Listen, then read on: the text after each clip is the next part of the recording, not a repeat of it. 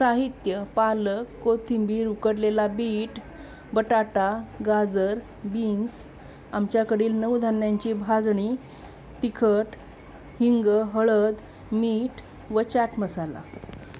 आता कृती: प्रथम उकडलेला बटाटा बारीक खिसणीवर खिसून घ्यावा. त्यानंतर बीट व गाजरही बारीक खिसणीवर खिसून घ्यावे व पालक, कोथिंबीर व बीन्स हे बारीक चिरावे व हे सर्व साहित्य एका बाउलमध्ये एकत्र करावे. आपण काढलेले कोरडे मसाले आपल्या आवडीनुसार कमी जास्त करून घालावे. आम्ही हे खास लहान मुलांसाठी करत आहोत. त्यात मावेल एवढे आपले भाजणीचे पीठ बाइंडिंग म्हणून वापरावे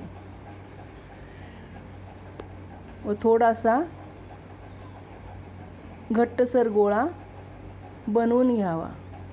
त्याचे आपल्या आवडीनुसार कटलेट बनवावे.